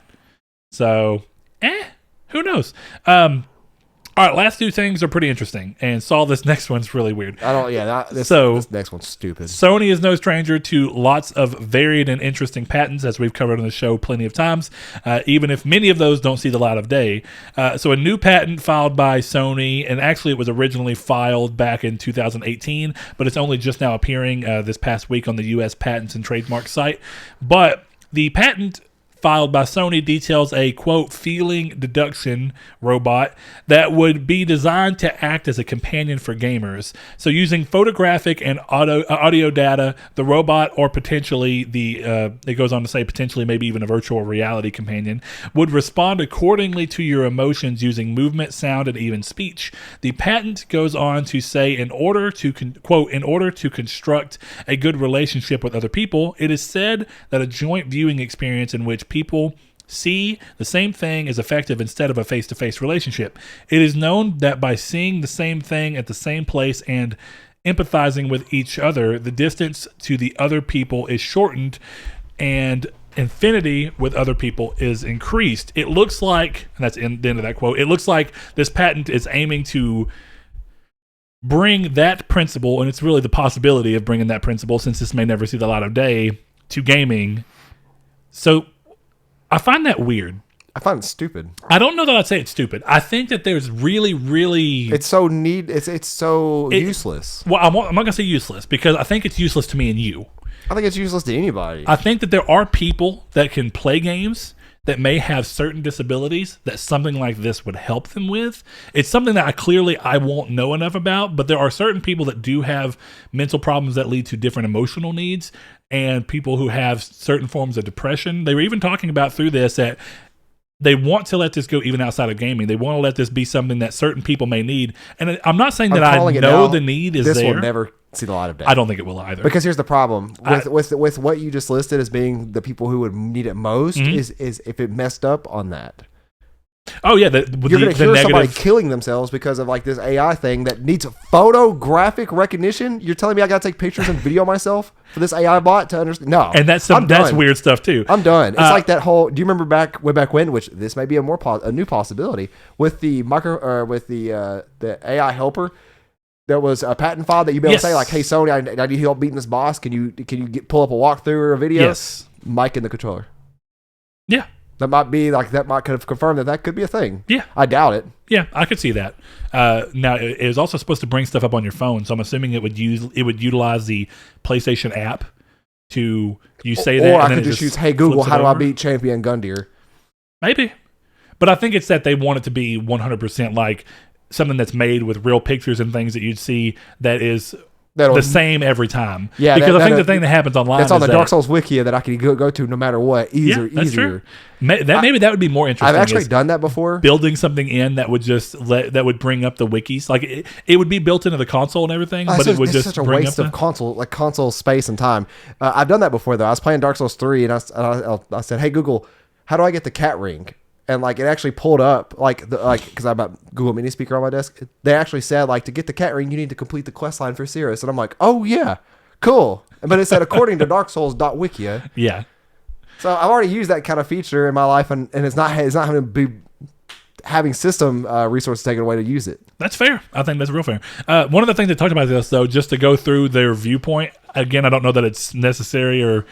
It's kind of odd in a lot of ways. Saul's Olympic stretching for his run after this. But they were talking about having it be something that would help people with certain lifestyle problems. Well, shouldn't say problems, but certain lifestyle habits where they see themselves going in. So, like, it would watch TV with them, and that they might have more enjoyment watching the show with something rather than alone. Again, that's why I think it's aiming at, if it ever were to materialize, it's trying to aim at a specific group of people. And then the other thing is that, like, for people that have a tendency, it would notice when you're doing things that are going to be like you're staying up way too late, and like you're actually putting yourself into weird things. So it would notice that you should have already been asleep by now, and it would suggest like, hey, maybe it's a good idea to go to bed. I can tell you right now, anybody with depression is not going to care enough to do all that. I don't know. I mean, I genuinely don't know. It's such a weird use that I find it like, it would not be something that I would need, because, I mean, anytime I've ever been in my deep depressions, where I don't feel like doing anything, I don't feel like talking to an AI robot. Sure, but and that comes down to and I am too. I try and think about the times where I consider myself to be pretty depressed, which is thankfully not very often, and I am thankful of that. But it makes me wonder. There are multiple layers and types and all different things of depression. I'm trying to think of it too. Like, would that really help me? I don't think so. Well, I mean, but I wonder. I'm not saying anybody's wrong, but I wonder, are there people out there that experience depression to such an extent that they would be willing to try this as just an option? I don't know. And I don't even know if that's who it's aimed at. I'm just trying to think of, when you're looking at what they're saying, it's like people who have destructive habits of staying up way too late and letting things slip through the cracks and stuff. That ain't destructive. I don't know. It makes me wonder who the target audience is for this, because like, kids, it doesn't. You first thought of a robot would be kids, right? But kids normally should, they don't always, but they should have a parent that can help with most of these things. I guess this could be an additive thing, but I don't know. It's a weird patent. So I genuinely don't know. Let's say that even if you are a person that when they get depressed, they feel like talking it through with people. Yeah. I guarantee you an AI robot made by Sony on your PlayStation is not going to be the thing to do that for. If there's Google, there's Siri. Yeah, sure. That already beat that. Can you actually talk to Google and Siri about that stuff? I really didn't know. I'm sure you can carry on. I know you can carry on conversations with Google. I don't know about Siri, but I'm pretty sure like you can actually carry on and say, "Hey Google, I'm depressed," and like you actually let's just test on the show right now. Let's see. Go for it. This is something I genuinely was unaware of. If so, that's a good use of Google Assistant. I'm depressed. Do you want to talk to me? I'm sorry to hear that. That's all she said. That was a little. I mean, I guess at least she had a little bit. Hey, I don't really feel that good. Can you make me feel better? Here's what I found on the web. It's an actual song. Oh, feel better. Yeah. To be fair, you were vague with that one. Yeah. Maybe you could be like, "Hey, I'm feeling depressed." But I think could you cheer me up? I think there is a way. Maybe it's through the actual Google app that you can actually carry on a conversation with Google. And I think that's why people like Google's AI more than Siri's, because Siri has an actual conversation flow, where Siri is just answer like that was. Yeah, I don't know. I don't know how you access that though, or maybe you have to have a Google phone to do so. I don't know.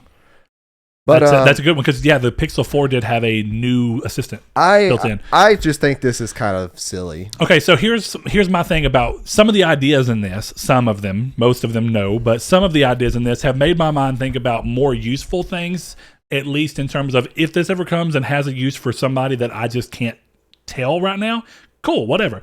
But for a more general purpose too, where you can use some of these ideas to affect a larger group of your business, your consumers, is to do something like, to me, if you can look at this and say, okay, this is an AI that can look at stuff and learn stuff with you, I would much prefer, and this is something some games have kind of tried to do in a slightly different way, but I'd like to see it on a system-wide thing. Not even that I would use it a lot, but I think it would be interesting, and it may change the way we view AI in games, is to have a system-wide AI that its only goal is to look at your play styles and how you play, and essentially build an AI that will go against you wherever you want, like in a racing game. It'll always be the same AI, and then say it'll race you. It learns your habits for racing, and it constructs a plan of the best way to counteract your plans. Then you would never win, because you're up against computer learning. No, that's what I mean. This is for specifically practice. So it wouldn't be like for everyday games thing, but it would be for you to take into a thing. So like, say you're playing Gran Turismo, and you realize that, hey, I'm doing pretty well in this area, but one of the areas that always overtakes me is if a person does this. Well, how it's something that looks at all your strengths, goes to your negatives, and you can go into a thing with just it and erase it, and you can slowly get yourself over what your negatives are and learn how to already use the strengths that you have, but then take your weaknesses and use those. And then you can carry that through to a lot of games. This will never be a thing. I don't think it will either, but at least within racing games, it's actually the good example. Forza looks at and will throw in the names of people who are on your friends list. Yeah. And if they've played the game, it will actually construct a profile based off of the way they race, and the AI will be based at least in part off of them. I like that idea because I noticed when I was playing it, the few people that I had that had played the game,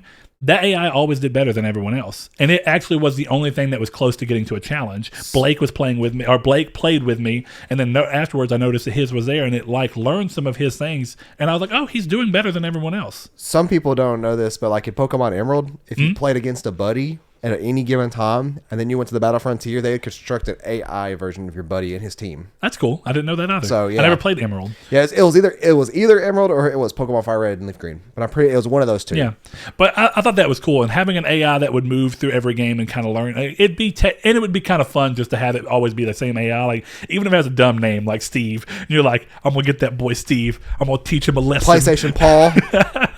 It's say, hey Google, PlayStation Paul. Because like it'd be funny, like you beat, like let's say PlayStation Paul, you beat PlayStation Paul in Gran Turismo finally after you've been working forever.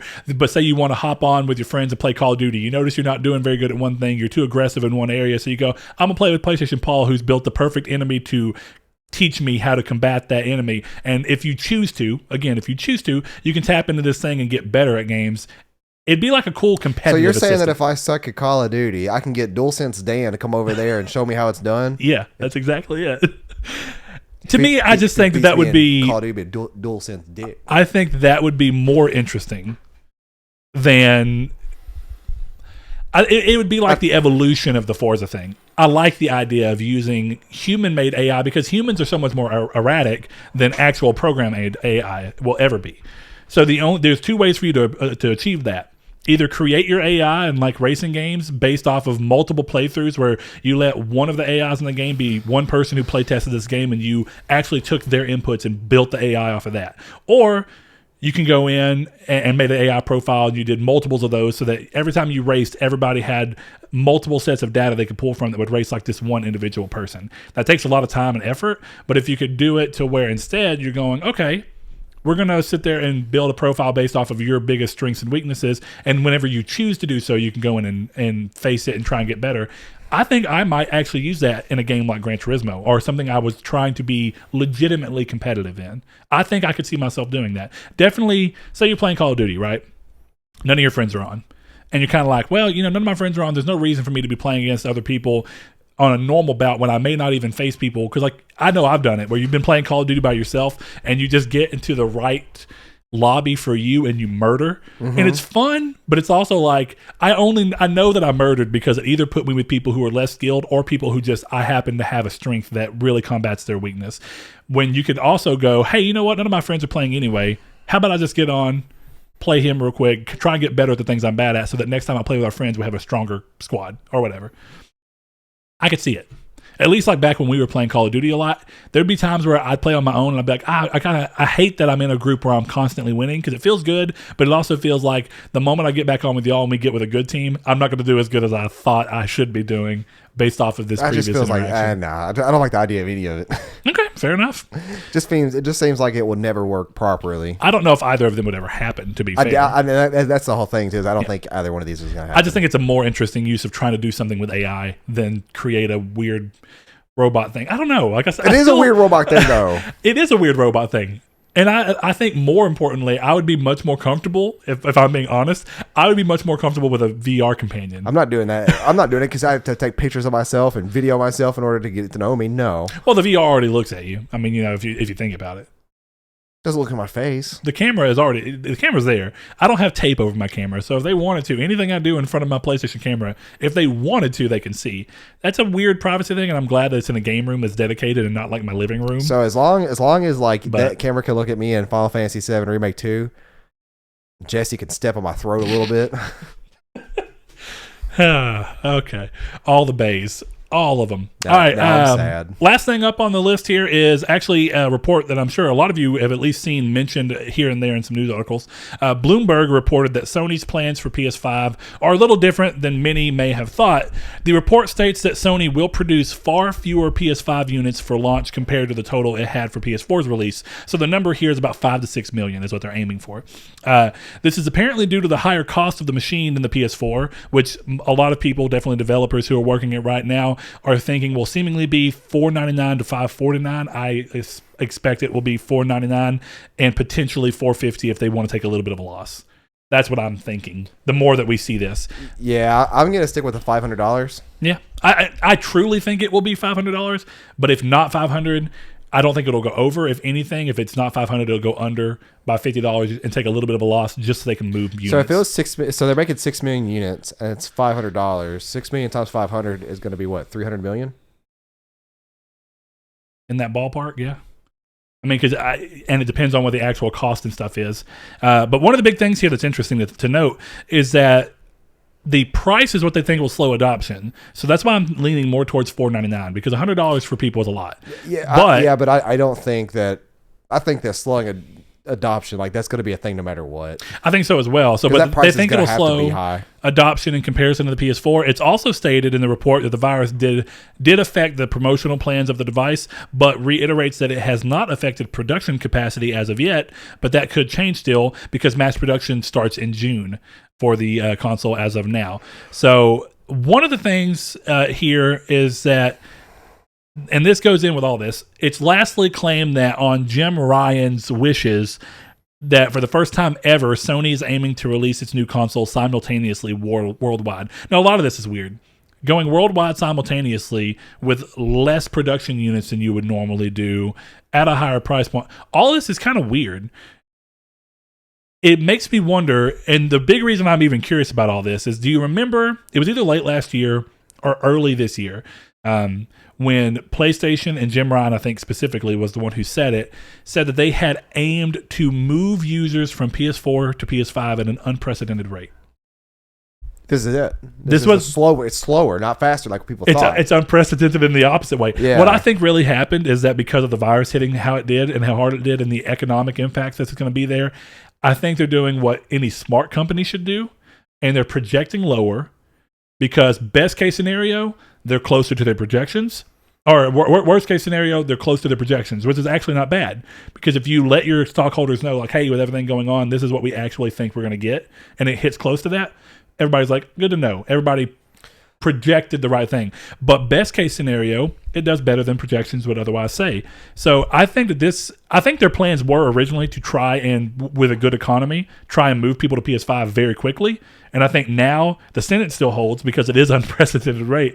But I think it's just going to be the opposite effect. I think that there is a little white lie in this, though. What do you mean? Supposedly it's not affecting production at all, but they're limiting units. Well, and see, that goes to BN. And I agree that it's weird, but considering that production hasn't even started yet, right? And it was apparently has always been set for June, which that's something I'm actually ignorant on. I don't know how early consoles typically go into production. Yeah, I don't either. But still, it's they made that statement though, and then they're contradicting it in a way by saying that there's only a limited of 6 million. Think about it. How many do you think we're going to get? I don't know. Because Japan's going to get at least half, right? Probably not. 2 million? Japan's pretty small. I mean, you think how long it took for Japan to get to 1 million PlayStation 4s sold. Was it a lot? It took a while. It took almost a year, I think. Did it really? Or 6 or 7 months. Japan would have been... It sold 1 million in America, I think, day one. Yeah. Like night one. And I think Xbox did as well. But Japan's a lot smaller population than people think. It's just more dense. And it's more dense. So I don't know. I think let's give Japan a lot. Let's just say Japan gets 1 million of them. Mm-hmm. It's 5 million for the rest of the worldwide. That's not enough. How do they even, that to me means that they expect interest for day one purchase to be either lesser or that they can't make anymore, like you say. Whether it's a white lie or not, it's hard to say. Do you think $100 more than the PlayStation 4 is really going to be a driving factor to get people to go, I'll hold on to the PlayStation 4? Not for people who buy consoles at day one, it's not. Or is it more because there's more third-party and first-party support still going on with consoles? Well, it's backwards compatible. Yeah, sure. And that's, again, you have a lot of things that alleviate that. look at both sides. It either could be because production is going to be impacted, or they anticipate that it will be impacted. Either way, maybe it already has been and it wasn't originally planned for June, but now it is. Yeah. Or even if it starts in June, if coronavirus keeps going bad, then it does delay it. Who knows? I honestly think they said June because June's a safe month to say that's when they start production. Because as of right now, May 1st is what people are thinking is going to be the opening back up of the economy, which I think is a terrible idea. We're still. I don't know enough about it, so I don't know. No, we're still in the midst of a pandemic for the right economy, now. Who knows? As to me, I don't know what. No, I think it's a terrible idea in general, like what's going on. Sense, yeah. But I do think that when you think about it, day one, 1 million units in the United States sold PS4s. Mm-hmm. Just day one. Day 2, 3, 4, 5, 6, 7, the first week. Way more than 6 million units, I guarantee it. Yeah, I don't know. I mean, really, it is weird, and that doesn't account for Europe at all. I don't know if Europe hit 1 million sales day one or not. I don't recall. It's weird. Just in UK, Europeans 325,000. 325,000 for Europe in general. Yep. Day one. Japanese gamers bought 370,000. Okay. So we're already getting into crazy numbers here, and we're already 1/6 of our way through. And actually, I wonder if I'm actually wrong. Maybe it was worldwide 1 million PS4 sold on first day. Maybe so. That might have been it. But it wasn't worldwide, because the thing about it is, if it sold PS4s day one, it actually released in North America first for the first time ever. Well, Sony. So it would have had to have been America hit 1 million units. That's 1 million PS4s were sold on the first day, and according to Sony, but it doesn't say where. Yep. Look. I did remember correctly. So Andrew House mentioned that North America is where they hit 1 million sales day one, and that they were looking forward for that enthusiasm to hold as they launch in Europe and Latin America on November 29th, which was like 3 weeks later, and it didn't come to Japan until the beginning of 2014. So in just August of 2014, the PS4 sold 10 million units. Mm-hmm. Just 1 month. Yeah. But day one's always weird. So I don't know. This is one of those things where I could see this being. Oh wait, no. This chart's just stupid. Well, you know what sold else? Up 10. It sold 10 million. It got to 10 million. Yeah. Okay, I'm about to say that's crazy. Because if that's the case, then that means we sold 100 million units in September of this year. Yeah. So my thing here is that the one thing that we should know is that this is a report. It does not mean that these are actually Sony's words. This is information that Bloomberg got from somebody who could be or could not be reliable. We don't know. Yeah. But the other side of this is I think there's two ways to look at it. Like Saul said, there is that Sony is using this and kind of doing little white lies within this, or Sony really does expect the economic impact to be so bad that people are literally going to hold on to their PS4s longer because there are still big games. There are still big third-party games coming like Cyberpunk. I don't remember the end of PS3 and 360 having near the amount of huge games hitting. It didn't. As this does, that were not your normal annual releases like Assassin's Creed, Battlefield, or Call of Duty. It really didn't. So in that sense, I think that there's enough stuff here I think both sides have the ability to be very true. I think it could. I think that both of them are probably true to some extent, but how much Sony's letting on is left to be deciphered there. So yeah, like I'm not necessarily sure yet that we're gonna get a delay. And that could be the community's take. Do you think the PS5 will be delayed? Yeah. And with that, are you planning on currently, because I kind of want to gauge across the people that we know, are you currently planning on getting a PlayStation 5 day one? Now, we've done that one before. And watch our 6 million listeners say yes. Then there's a real conundrum in the world. But I know we've done that before a few months back. I think it was very beginning of this year or very late last year. And we kind of got mixed, but I wonder with more and more stuff being shown if that's changed at all. Yeah. And with the expectation of if it's going, I wonder if more people are actually not expecting to get it day one because they don't know if it's even coming. Are more people backing off of committing to a day one purchase because they don't want to get their hypes up and their hopes up and get hyped just for them to not even be able to get it because there's not enough units? Well, I'll tell you right now, like I'm not the one to play the pre-order game. And that means like I'm sitting there on Amazon clicking refresh or whatever until something becomes pre-orderable. And I won't be doing that for any console at all. I refuse to kind of go into that mindset. But if the 6 million units means people are going to be doing that and pre-orders are going to be going on and then eventually getting canceled, I'm not going to be doing all that crap. I'm just going to wait till it hits the shelves. Now, if I can go to Amazon and say, hey, there's a PS5 right here, pre-order, and I can reliably just click it and be done, I don't care. But I'm not refreshing a website just like people do for like Amiibos and all that dumb stuff like that. Yeah. I don't like that mindset. And right now we haven't heard Microsoft say anything about numbers. I wonder if Microsoft commits to doing more. Like, let's say Microsoft's like, we're going to build 10 million. And this is going to sound bad. I don't mean it in this bad way. But I think if Xbox were smart, I don't even think that if I were Xbox, given the numbers that they've sold this gen, I don't even know if I would make 5 to 6 billion day one, personally speaking, if I'm just being honest. We got to think about it. But if they chose to say, hey, day one, we're going to launch worldwide for the first time ever, and we're going to do it where day one, we've made 10 million units in expectation for this. Would that make people who are originally going to get a PlayStation 5 go to Xbox? I don't know. It would make casual people who just want to see the new 4K technology and gaming. And like, think about it, you go to Walmart and you have, PS4 only had, or PS5 only had 6 million. Walmart's display doesn't have anything, but Xboxes are right there. Yeah. So you're going to grab an Xbox. So yeah, like I could see that a casual person getting that instead. Yeah. Especially with both systems having nothing but all backwards compatibility. Yeah. Yeah. Do you personally agree though that, I mean, that's a question of curiosity.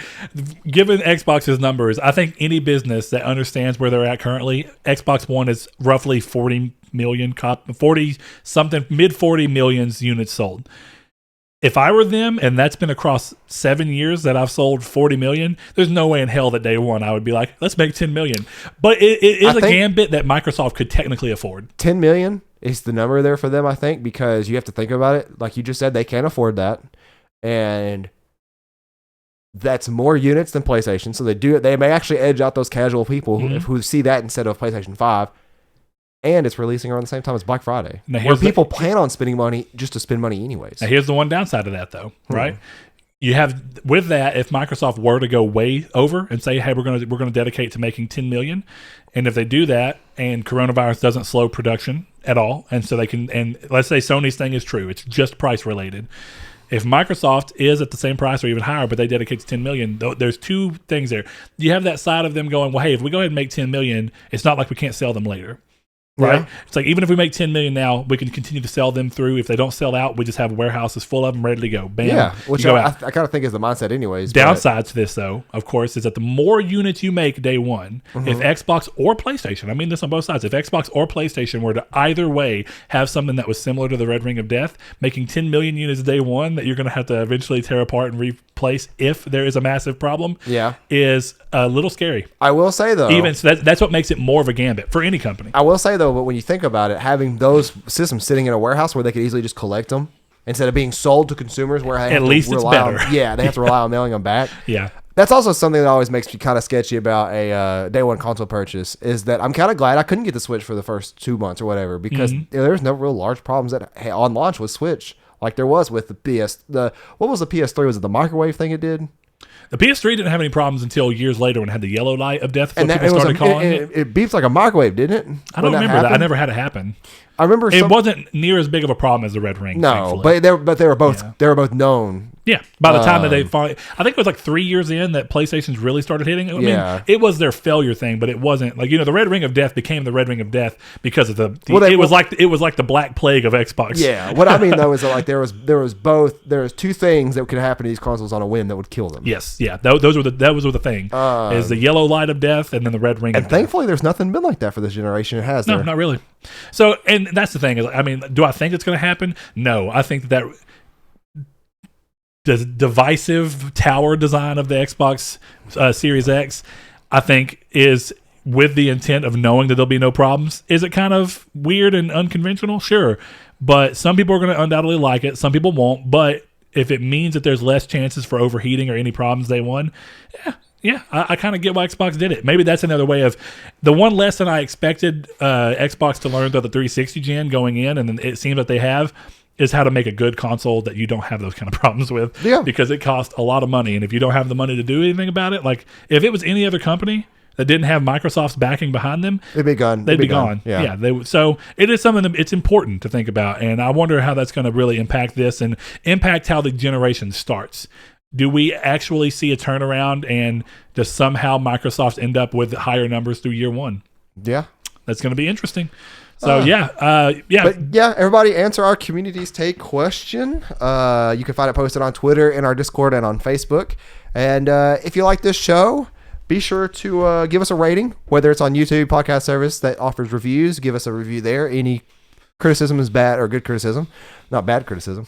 But also, we take all criticism. Also, if you like this show, be responsible and retweet it and reshare it to everybody you know. If you know somebody in your friend group that likes PlayStation or video games in general and want to hear two morons talk, then we're the perfect thing in the world for them. So that actually helps us out a lot. It helps expand our community out, which is fantastic for all of us. That they come into Discord and have chats, or go on Twitter and have chats, and I think it's really, really well worth doing. And you just got to be not lazy to do it, because there are still people I watch on YouTube to this day daily that I'm not subscribed to, and I'm just Me too. I'm being lazy about it. And I've actually this year that was like my, I didn't actually call it like anything, but like I started paying attention to places like people that I watch all the time, and I'm like, why am I not subscribed to them? It's one of those weird things. So hey, if you're one of those people that like to catch us on Mondays at 10 a.m. Pacific or noon Central Time, which you'll find us on YouTube and all podcast services. Give us that follow or give us that subscribe if you're just as lazy as we are, and we'll work on it ourselves too. But we're gonna have Brett read our Patreon. We got a brand new Patreon just a few minutes before the show started. So I couldn't add his name to the list, but I'm gonna go ahead and give him the shout out. Either way, so shout out if you're listening to this, Mr. Kevin Bacon Bits. Yes, love the name. Love the name as well. I'm a little disappointed it's not real Kevin Bacon though. Yeah, but maybe it is. We don't know. Did Kevin Bacon turn himself into Bacon Bits? I mean, he turned himself into a Invisible Man in that one movie. That is the true. terrible Hollow Man movie. I kind of like that movie in a weird way. You're garbage. It's not a good movie. Say that on your podcast, your movie podcast. They'll roast you. I'll force everybody to watch it. Oh yeah, by the way, since we're here, go check out Midweek Matinee. If you're a patron, you get it a week early, and otherwise it's just a movie-based podcast where we talk in depth about one movie. But to clear things up and get this going, we'll see you guys next week. This has been Triangle Squared. Thank you guys. Thanks to our patrons. Again, shouting out Mr. Kevin Bacon Bits, but also Josh Jarrell, Matthew Green. My name is Dan, Luke Bartolomeo, Sean Santarud, Funk Turkey, Danny Villalobos, Corey Hickerson, Blake Popst, Shadowist, Steven Salazar, The Stonard, Travis Below, Eduardo Palomino, Stefan Swanland, Constantly Kenny, Solitary Red, Chris Figs, Brian, Donovan Williams, William Digital Spooker, Derek Porter, Josh Ayers, Brandon Edwards, Sean One Neo, Tyler Powers, and Mr. El Tabib. If you would like to support the show, head over to patreon.com/Nartech and consider giving as little as $1 per month. Thank you.